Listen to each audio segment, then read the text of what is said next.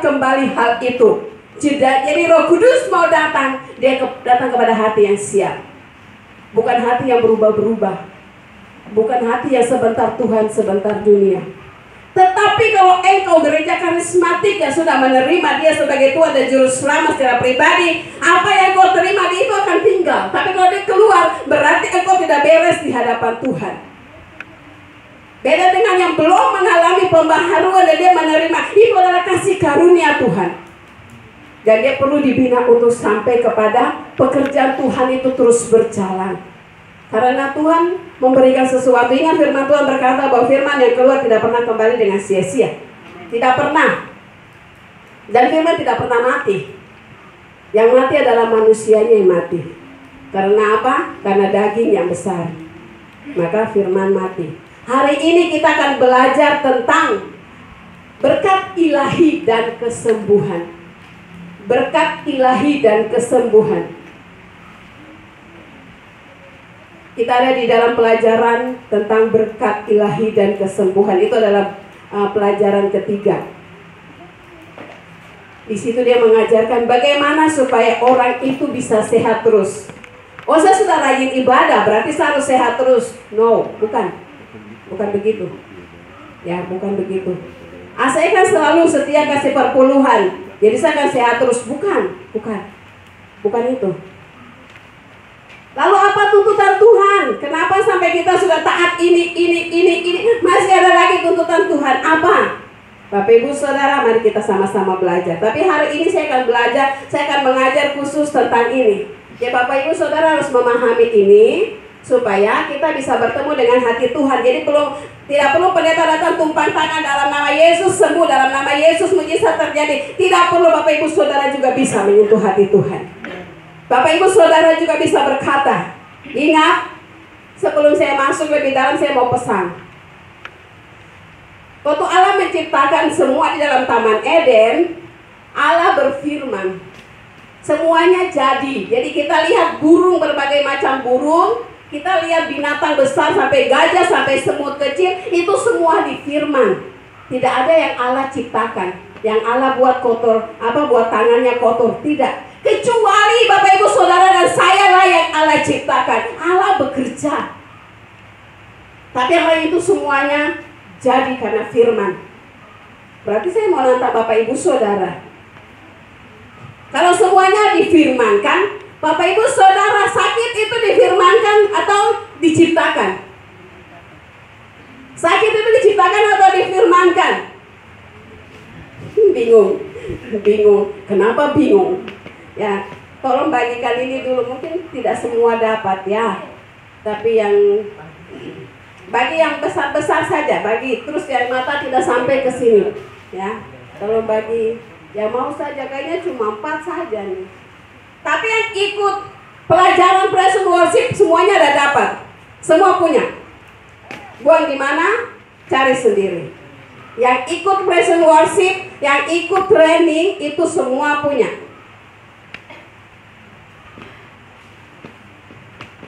Ya, hari ini kita akan belajar tentang yang namanya apa?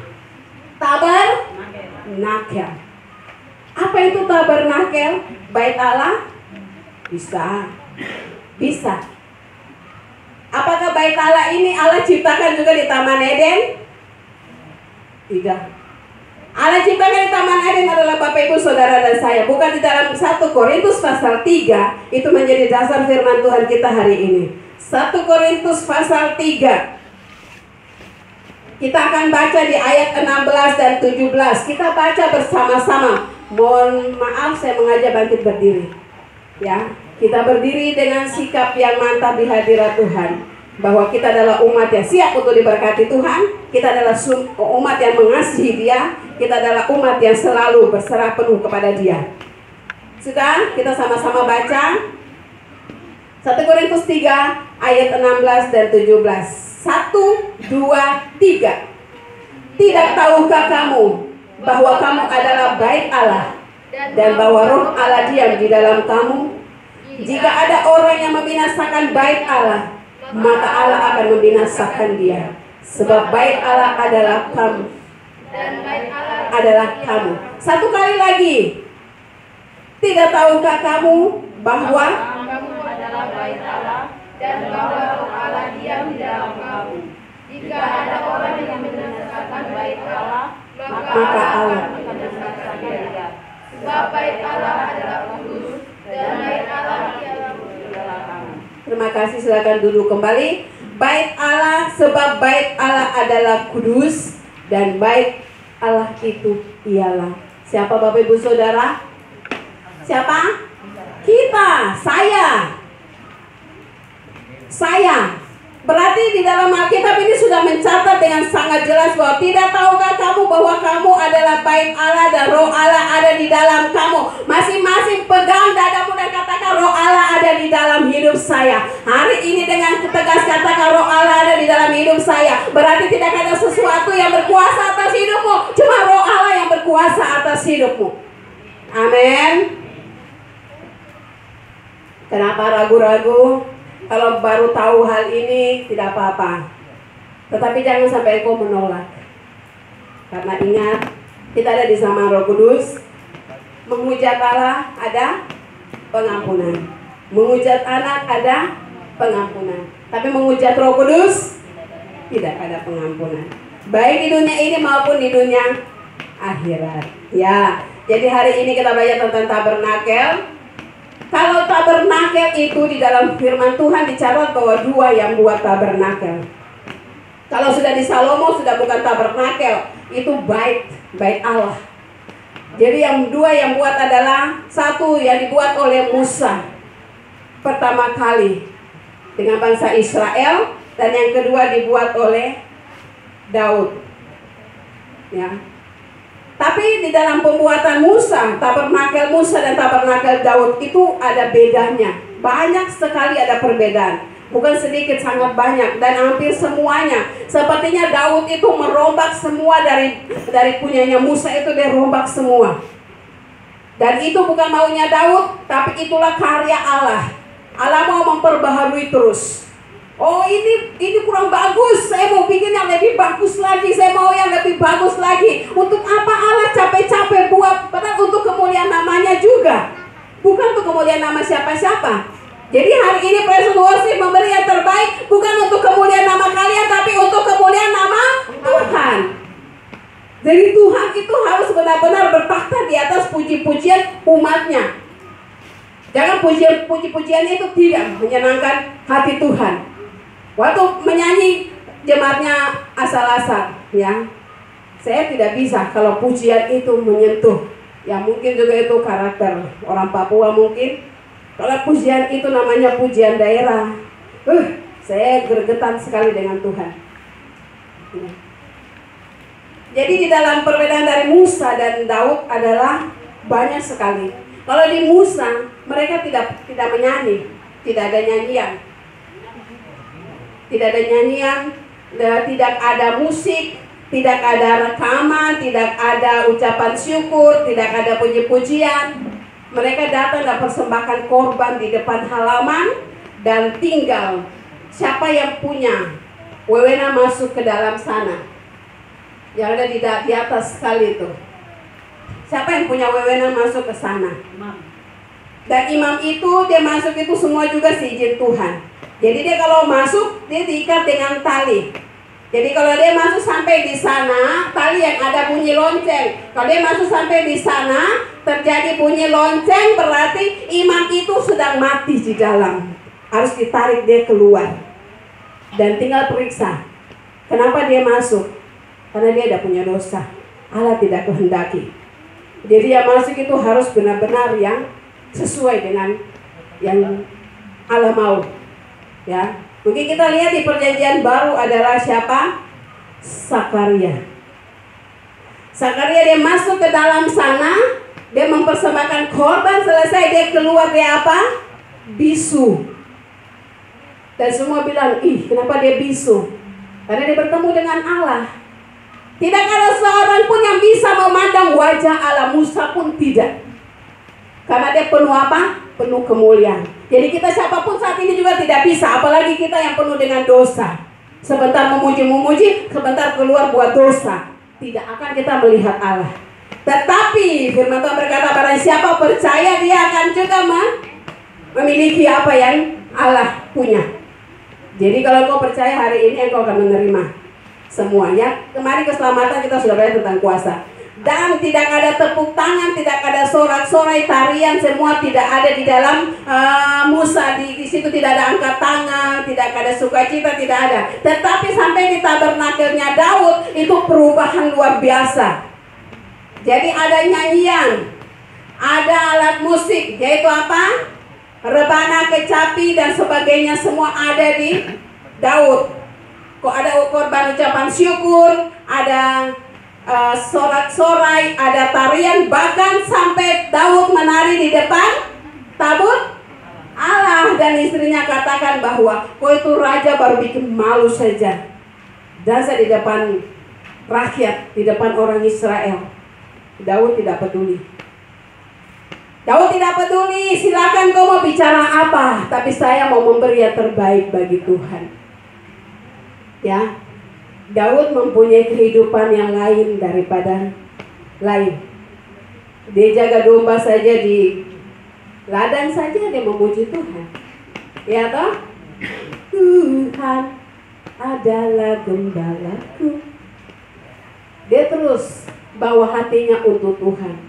Jadi Bapak Ibu Saudara, jadi kalau kita memberikan ekspresi kita untuk Tuhan, itu adalah masing-masing, tidak bisa. Oh, gembalanya waktu tadi puji-pujian apa? Hitam-hitam begini, keriting-keriting begini. Gembala tadi terang menyanyi, gembala cuma berdiri-berdiri saja. Kita juga semua harus ikut berdiri-berdiri. Kasihan gembala masuk neraka, kamu semua masuk neraka. Kalau Tuhan taruh rohmu untuk menari, menarilah untuk Tuhan. Kalau Tuhan taruh rohmu untuk bersorak bagi Tuhan, bersoraklah bagi Tuhan. Karena masuk surga bukan jemaat gembala masuk surga, semua jemaat ikut masuk surga. Tidak ada. Bisa gembala tertinggal, jemaat masuk surga. Kalau kita menyimpan dosa, ya, kita masih di bumi ini, kita sering merintangi banyak dosa. Tetapi kita harus punya tekad bahwa apapun terjadi saya harus masuk surga. Sampai akhirnya saya harus masuk surga. Ya. Tidak boleh tertinggal. Tadi lagu semangat, berdiri biasa-biasa. Ya, kalau baru mengalami hal seperti itu adalah awal engkau disentuh Tuhan. Nanti lama-lama engkau akan terus terbawa. Tetapi yang sudah lama bertahun-tahun tetapi datang kepada Tuhan dengan sikap seperti orang mati sebentar, orang hidup sebentar, orang mati, engkau tidak akan melihat perubahan. Kita akan lihat halaman. Halaman ada ini ya Bapak Ibu Saudara. Halaman. Waktu tadi kita semua datang, kita semua masih di halaman. Waktu kita masuk ke dalam hadirat Tuhan, kita semua masih di halaman. Ini saya bicara dari fisiknya bait Allah. Tapi nanti kita akan masuk ke dalam siapa itu bait Allah yang tadi kita baca di Korintus. Waktu kita masuk semua kita masih orang halaman. Dan kita sudah melihat WL sudah naik. Dan dia sudah pegang mic. Mungkin dia belum ini. Ada WL yang biasanya langsung diam langsung. Selamat pagi Bapak Ibu Saudara. Tetapi ada yang dia begini dulu. Nah itu mungkin apa kode-kode mungkin ya. Tapi kan pokoknya WL mau apapun yang di dalam mic ini dia sudah keluarkan, berarti sudah kita siap semua. Harus siap. Jadi begitu dia mulai katakan selamat pagi Bapak Ibu Saudara, sudah fokus, sudah kehadiran Tuhan. Fokus, tinggalkan semua beban di luar. Ingat Musa waktu pergi menjaga kambing domba mertua Yitronya, apa yang terjadi? Semak duri terbakar. Waktu dia datang untuk dia mau cek itu apa, begitu dia dekat suara bilang apa? Musa, tanggalkan kasutmu karena tempat yang engkau berdiri itu adalah kudus. Kasut itu apa? Sendal? Boleh dari fisiknya. Tetapi yang paling utama yang Allah mau adalah Musa kenapa sampai pergi ke Yitro? Karena Musa mulai memihak, mau bilang darah. Tidak bisa darah itu ditipu. Amin. Saya tidak bisa, saya darah Papua, terus saya mau pura-pura jadi Jawa. Enggak, Bang, semua terus. Tapi tidak bisa. Kalau saya lihat orang Papua, saya tetap darah Papua, saya akan timbul. Musa, walaupun dia dipiara oleh Firaun, tetapi dia tetap orang putra Ibrani. Jadi apapun yang terjadi, dia tetap akan bela orang Ibrani. Akhirnya pembelaan itulah yang membuat dia bisa membunuh orang Mesir, dan ketahuan dia lari ke sana. Dan apa yang terjadi, Allah bawa dia kembali. Dengan cara apa? Menampakkan diri di dalam semak itu. Dan Allah bilang apa? Tempat itu kudus. Kenapa Allah dan tanggalkan kasus? Karena dia punya hati, dia tidak mau kembali ke sana. Dia mau jadi itu penjaga kambing dombanya Yitro, dan dia menikah dengan anaknya Yitro, dan dia mau tetap di situ. Mungkin dia juga bisa dapat bagian daripada kambing domba itu, dan dia mau jadi seorang kawanan ternak, menjaga kawanan ternak mertuanya. Dia tidak punya pikiran untuk kembali, tapi Allah punya rencana lain. Allah tidak mau, dan Musa harus kembali. Akhirnya dia menampakkan diri. Dia katakan tanggalkan kasut, karena beban dalam hatinya. Ya, Musa pikir yang lain, Allah pikir yang lain. Bapak ibu saudara juga mau masuk ke dalam hati Tuhan. Mungkin bapak ibu saudara punya visi, punya misi. Bapak ibu saudara punya beban. Tetapi waktu Well katakan shalom bapak ibu saudara, mari kita siap hati kita. Ajakan beribadah. Siap hatimu untuk beribadah kepada Tuhan. Tanggalkan semua beban itu. Biarkan saja beban sudah Tuhan kau urus, sama masuk ke dalam hadirat Tuhan. Dan dia katakan, tuh Yesus sanggup. Dia sanggup. Apa yang terjadi? Engkau mengakui dengan mulutmu bahwa Yesus sanggup menyelesaikan masalahmu.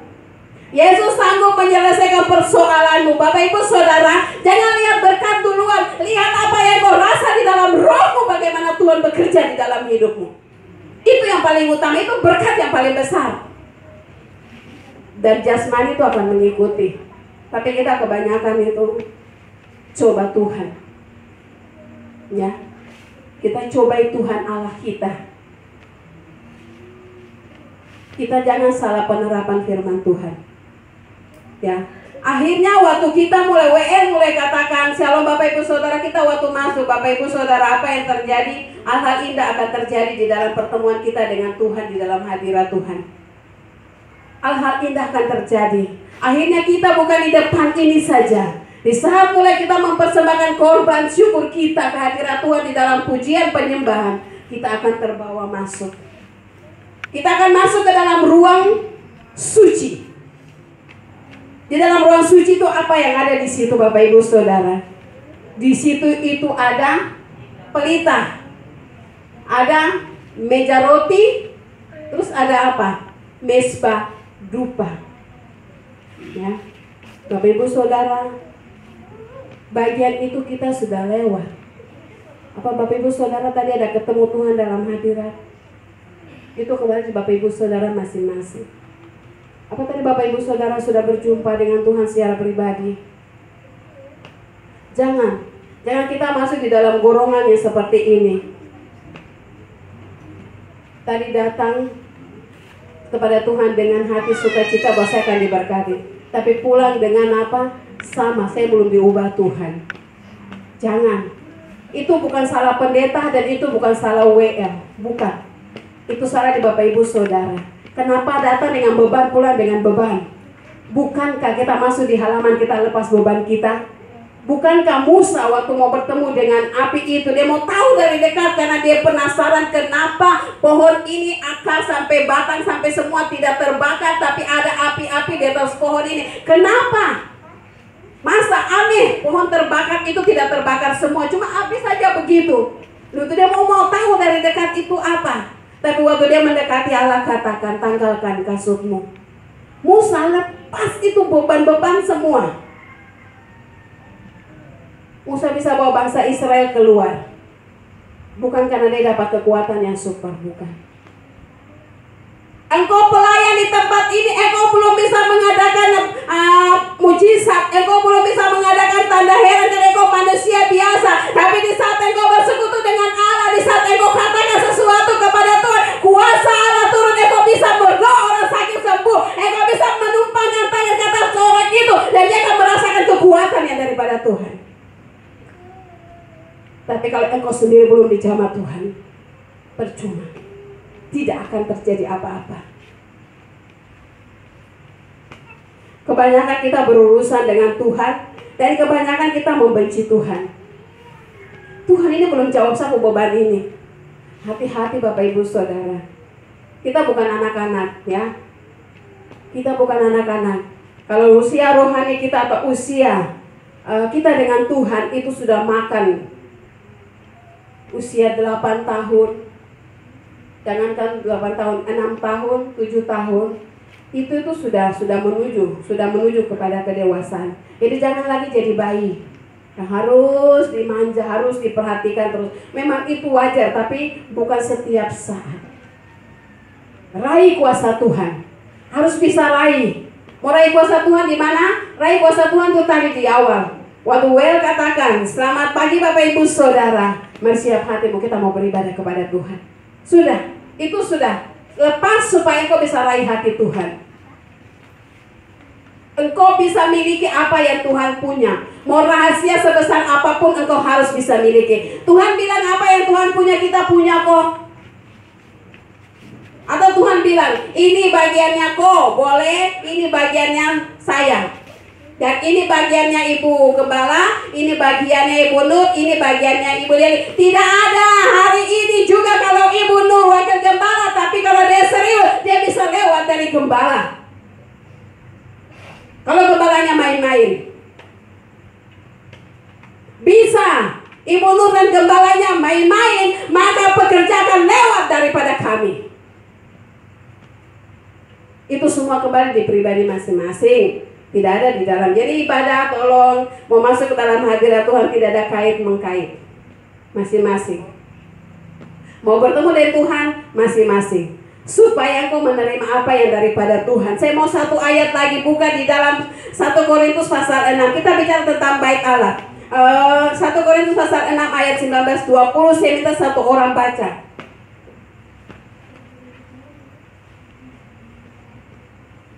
Ayo cepat waktu. Atau tidak tahukah kamu bahwa tubuhmu adalah bait Roh Kudus? Tubuhmu adalah bait Roh Kudus yang diam di dalam kamu, Roh Kudus yang kamu peroleh dari Allah, dan bahwa kamu bukan milik kamu sendiri, sebab kamu telah dibeli dan harganya telah lunas dibayar. Karena itu muliakanlah Allah dengan tubuhmu. Karena itu muliakanlah Allah dengan tubuhmu. Siapa yang merasa bahwa dia belum dibayar lunas? Ya, siapa yang merasa belum dibayar lunas? Kalau saya ini sudah dibayar lunas. Saya sudah dibayar lunas oleh darah Yesus. Bapak Tadua juga sudah bayar lunas ke satu keluarga. Itu dari dunia ini, dari adat. Jadi saya lunas semua. Ya. Kalau lunas semua berarti kita enak. Ya, jadi Bapak Ibu Saudara punya beban pergumulan sampai susah-susah payah itu apa yang menghambat sampai Bapak Ibu Saudara susah-susah payah? Sebenarnya tidak ada yang susah payah karena kita sudah dibayar lunas oleh Tuhan Yesus Kristus. Yesus sudah bayar kita lunas dengan darahnya. Kita lihat yang pertama, halaman tadi ya saya sudah sebut. Halamannya tidak beda jauh dari ruang suci. Itu dia melambangkan apa Bapak Ibu Saudara? Mari kita sama-sama lihat. Kalau halaman itu tubuh jasmani kita, yang kita ada duduk sekarang terima firman Tuhan. Tubuh jasmani kita. Jadi seseorang mau segala macam sesuatu dalam kehidupanmu dengan Tuhan, engkau juga harus bisa masuk ke ruang suci. Harus bisa masuk ke ruang suci. Di dalam ruang suci itu apa? Dibicara tentang kita punya kehendak. Hari ini kita datang kepada Tuhan. Kita punya pergumulan berat apa? Kita punya pergumulan apa yang kita bawa? Masalah apa? Persoalan apa? Ingat Bapak Ibu Saudara, masalah itu bukan punya Bapak Ibu Saudara, punya Tuhan. Hidup Bapak Ibu Saudara tadi bilang apa? Bait Allah dan Roh Allah ada di dalam Bapak Ibu Saudara. Berarti Roh Allah sudah tahu beban Bapak Ibu Saudara. Roh Allah sudah tahu persoalan Bapak Ibu Saudara. Mau bawa persoalan kepada Tuhan untuk tidak perlu bawa persoalan datang kepada Tuhan, tapi yang bawa datang kepada Tuhan adalah hati yang mengasihi Tuhan. Masuk dengan hati yang mengasihi Tuhan. Lupakan persoalan karena dia pasti akan selesaikan persoalan itu. Asalkan engkau mengasihi dulu. Kalau engkau belum mengasihi Tuhan, persoalanmu tidak akan selesai. Nah, kenapa sampai kita ini susah sekali untuk mengasihi? Saya tidak akan mengampuni kau sampai dunia akhirat. Haleluya. Allah saja mengampuni Adam dan Hawa. Dia mengizinkan Yesus Kristus datang. Baru kita ini siapa? Cuma debu tanah. Ya, Allah menaruh roh di dalam kita. Inilah yang kita sedang hidup dan bekerja apa saja yang kita ada kerja. Tetapi kalau Allah mengambil rohnya, engkau jatuh sudah di situ. Karena tubuh ini hidupnya tanpa roh tidak bisa. Ya, yang biasa setia beribadah biasa tahu. Saya selalu ucap bahwa Adam waktu Allah menciptakan dia bisa dihidupkan untuk berdiri berjalan itu karena roh Allah.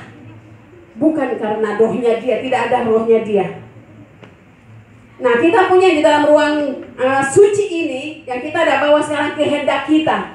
Manusia itu kehendaknya itu bermacam-macam. Saya ingin punya rumah besar, apalagi Gembala Sidang punya anak 7. Ya, yang baru hadir kali pertama ya saya perkenalkan ya. Saya biasa dipanggil dengan Ibu Padua. Karena Bapak Padua. Saya punya suami orang Biak, pernahkan Sentani.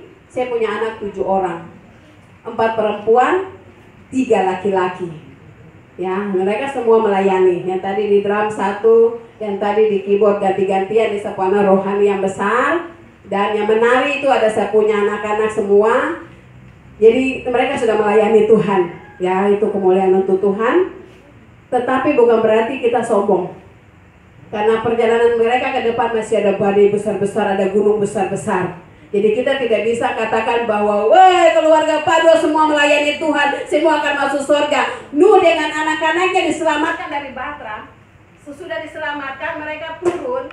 Waktu mereka tiba Batranya sudah dibawa Tuhan sampai kasih di sandar di gunung dan mereka turun. Waktu mereka keluar dari Batra mereka pergi persembahkan korban. Terus habis itu mereka masih jalan dalam kuasa Tuhan.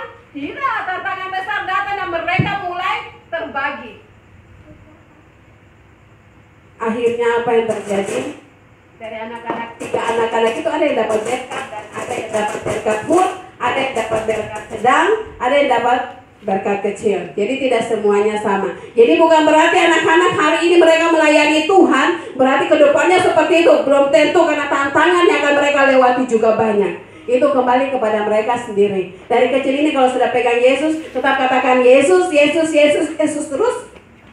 Percaya, engkau juga akan disertai oleh Tuhan. Tapi kalau engkau belok, ya itu kembali kepada pribadimu.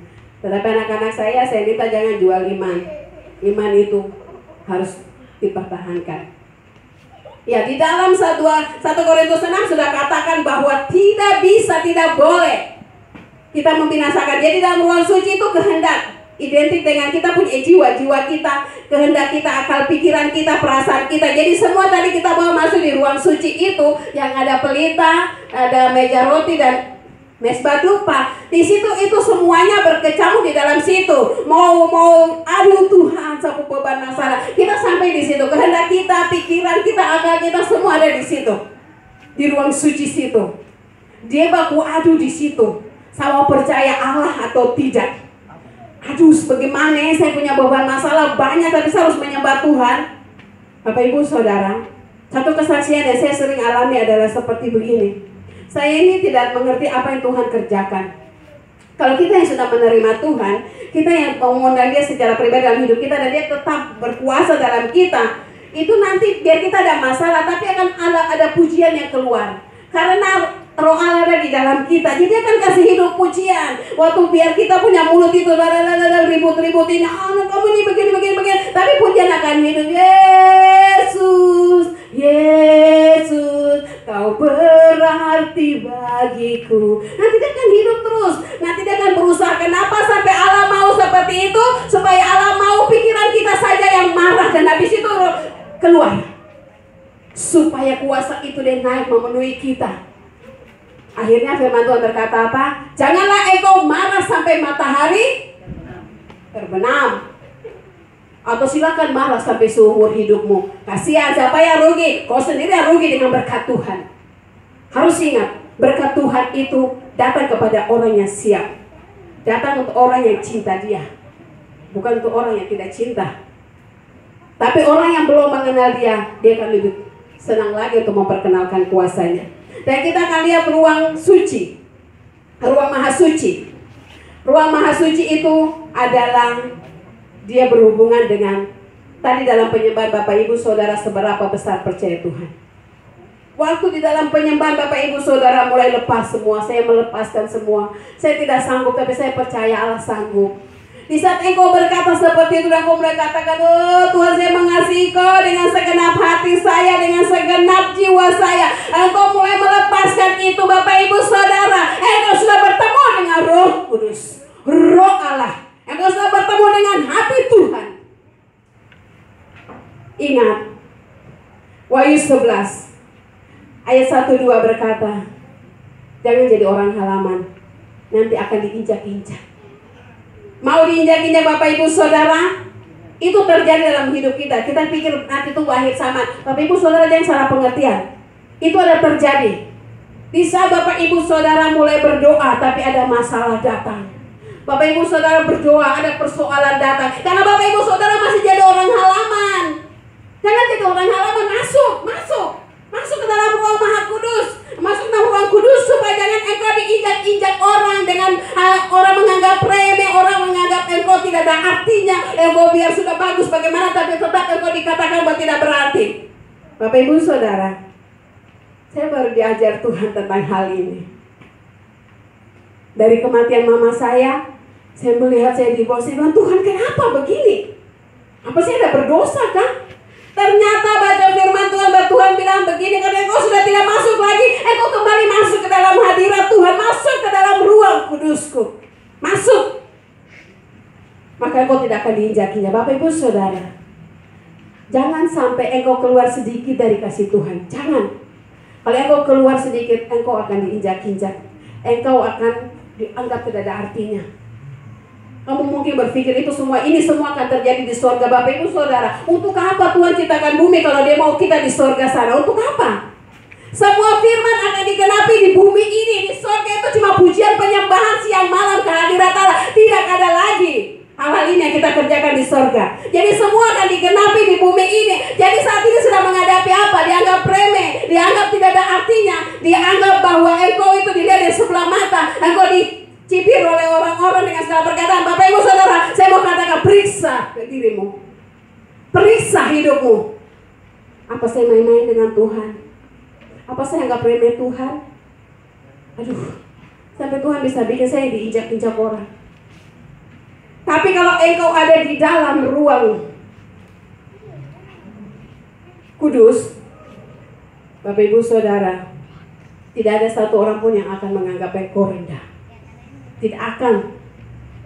Ya, jadi kita kalau jadi orang halaman ada dua hal yang akan kita temui. Yang pertama di dalam Wahyu 11 ayat 1-2 tadi saya bilang tentang diinjak-injak oleh orang kafir. Pertama saya tidak paham firman ini. Saya berpikir bahwa itu akan terjadi di akhir zaman. Waktu pengangkatan terjadi, orang-orang di dalam ruang ini yang diangkat. Orang-orang siapa yang dalam ruang ini? Orang-orang yang masuk dalam ruang suci adalah orang-orang yang hari ini tadi masuk ke dalam hadirat Tuhan dengan segenap hatinya. Dia dengan hati yang terbuka, Tuhan ini sudah saya.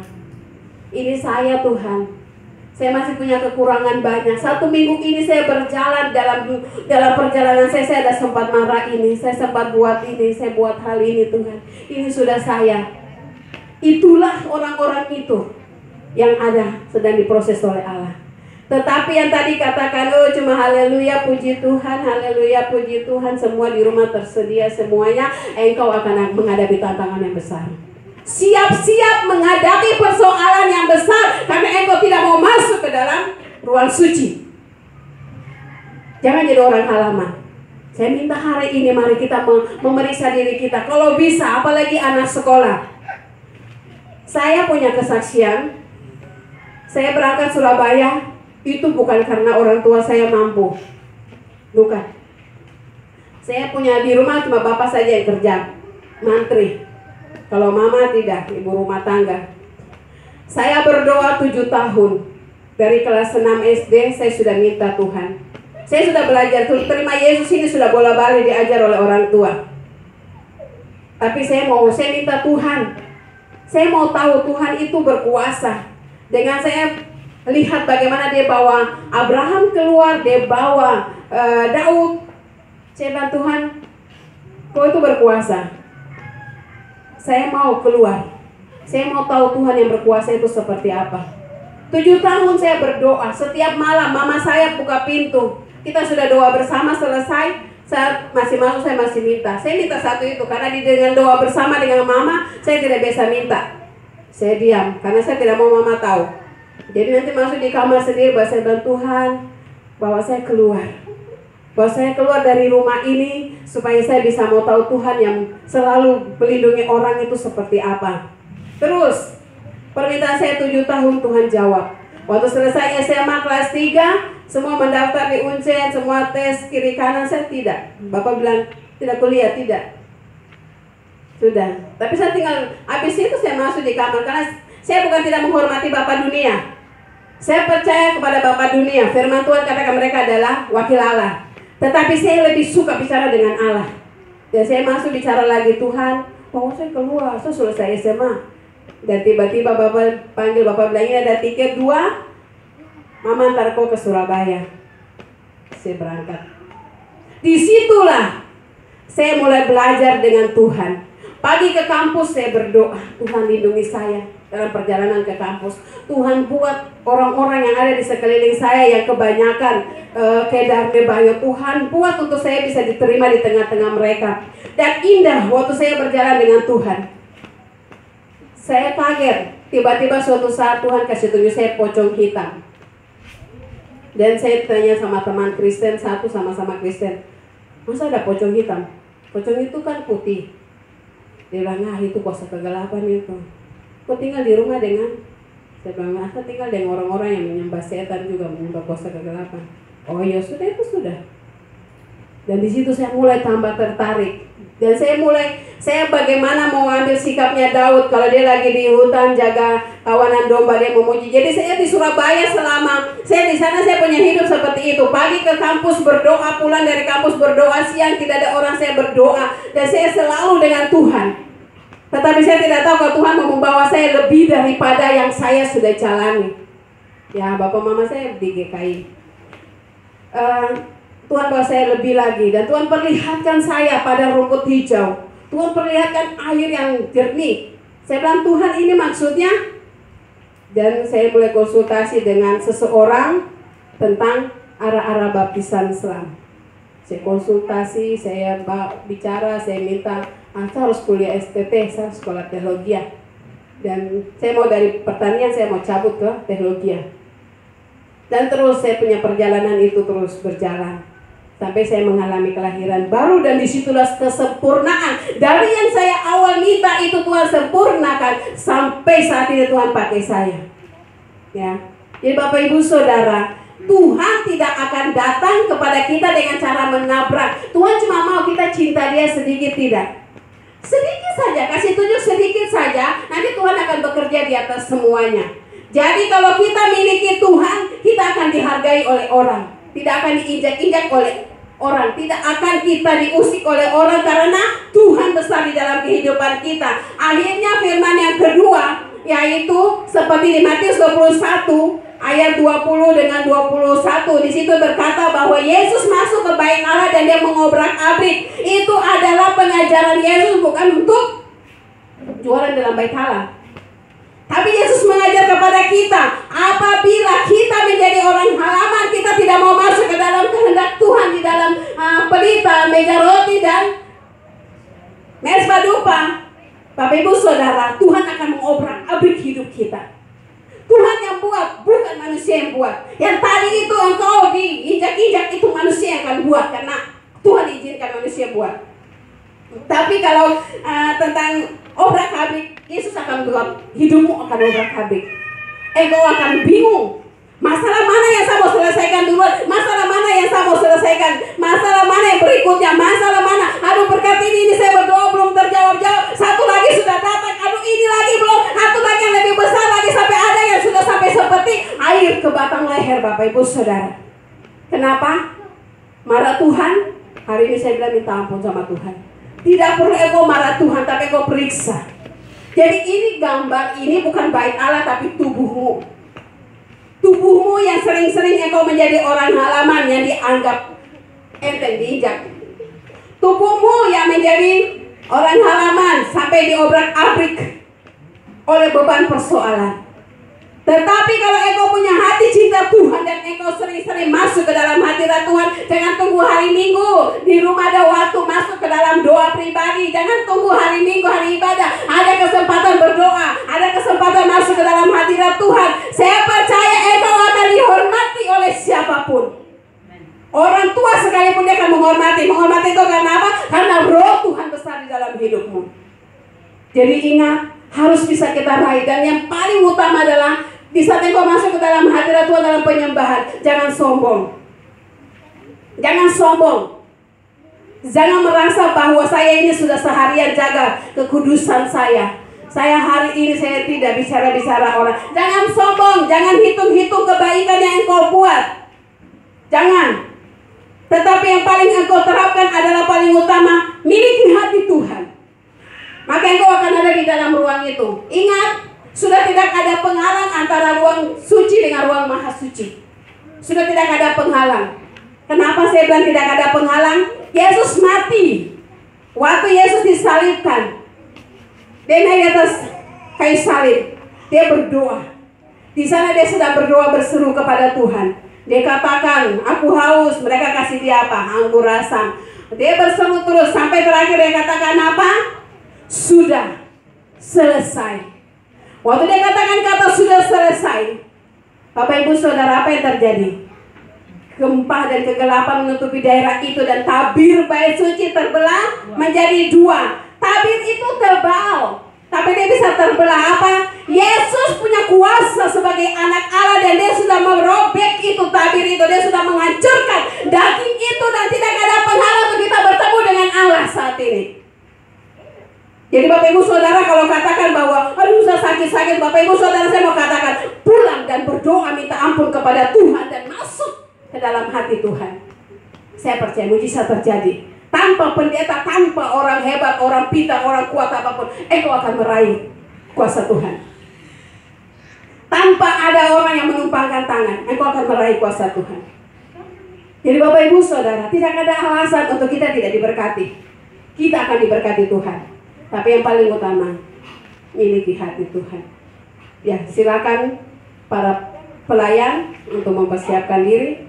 Jadi ingat, setiap masalah kita punya beberapa hal yang harus kita perhatikan. Yang pertama adalah firman. Baca firman, renungkan firman, percaya firman Tuhan. Yang kedua, buat waktu khusus dengan Tuhan, pujian, penyembahan atau doa. Dan engkau sendiri mengutarakan semuanya. Yang ketiga, bertemu dengan Tuhan. Biarkan Tuhan yang memperbaiki pikiranmu. Mungkin engkau sangat membutuhkan pertolongan Tuhan di dalam hal keuangan. Mungkin engkau sangat membutuhkan pertolongan Tuhan di dalam kesesakan apapun. Tetapi saya mau katakan, berikan kesempatan untuk Tuhan, maka Tuhan akan memberikan bagian. Karena bagian itu bukan bagianmu, itu adalah bagian Tuhan. Uang, semuanya itu bagian Tuhan yang akan Tuhan berikan untuk kita. Tetapi bagian kita adalah mari berikan hidup kita untuk Tuhan. Amin buat firman Tuhan.